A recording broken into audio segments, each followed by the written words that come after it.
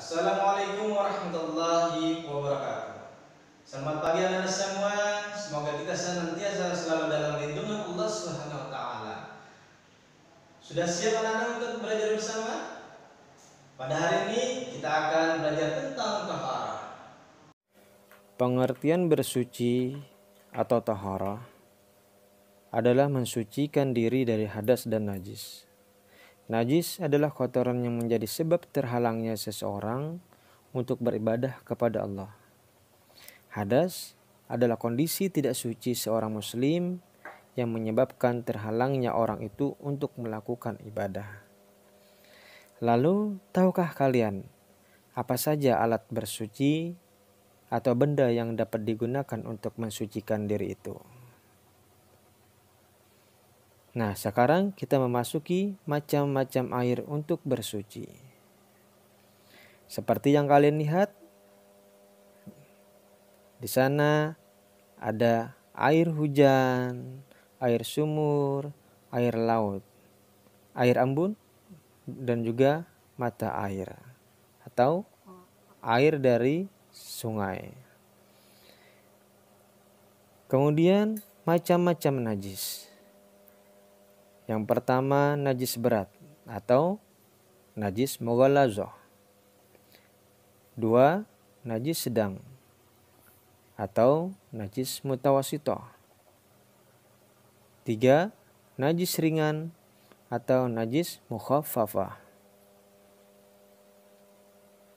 Macam-macam najis.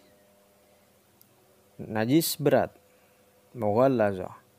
Najis berat yaitu najis anjing dan babi. Jadi najis berat itu berasal dari najis anjing dan babi. Misalnya terkena darah atau air liurnya. Maka cara mensucikannya diberikan dengan air, dibersihkan dengan air yang suci 7 kali. 1 kali dicampur dengan tanah yang suci. Yang kedua, najis sedang atau mutawassithah. Najis mutawassithah yaitu najis pertengahan atau najis selain najis mughallazah dan mukhaffafah. Contoh dari najis ini ialah kotoran manusia dan hewan, nanah, arak, muntah, dan bangkai binatang. Cara mensucikannya ialah dengan cara membersihkan najis tersebut hingga hilang rasanya, baunya, dan warnanya. Dan yang ketiga adalah najis ringan atau mukhaffafah. Najis mukhaffafah berupa air kencing bayi laki-laki yang umurnya kurang dari 2 tahun dan belum makan apa-apa selain ASI.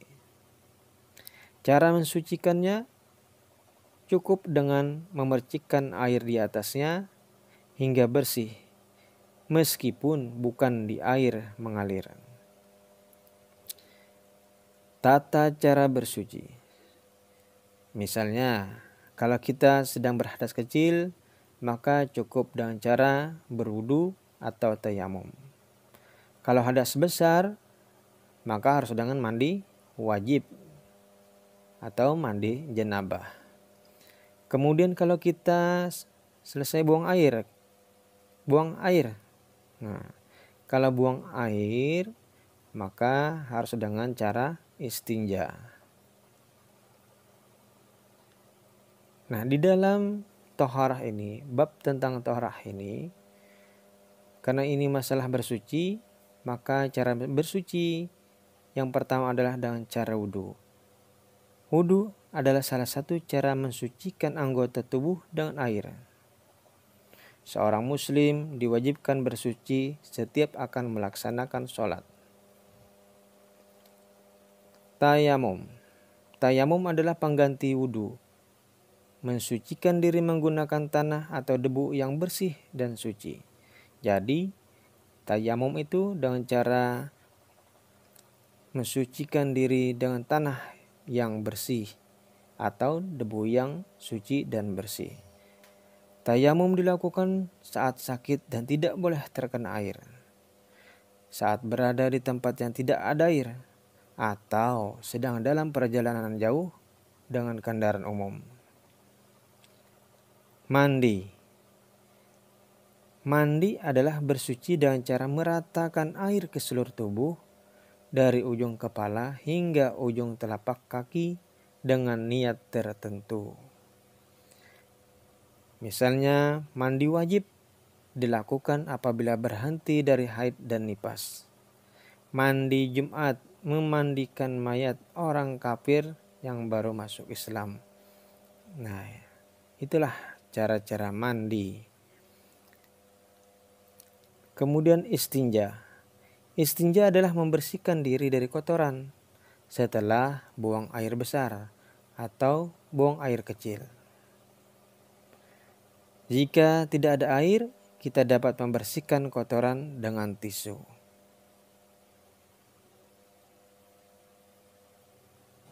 Nah, lalu apa sih manfaat kita bersuci? Pertama, menjaga kesehatan. Yang kedua, menjaga kebersihan. Ketiga, terhindar dari penyakit. Dan keempat, hidup akan selalu bersih. Sampai di sini pertemuan kita kali ini. Assalamualaikum warahmatullahi wabarakatuh.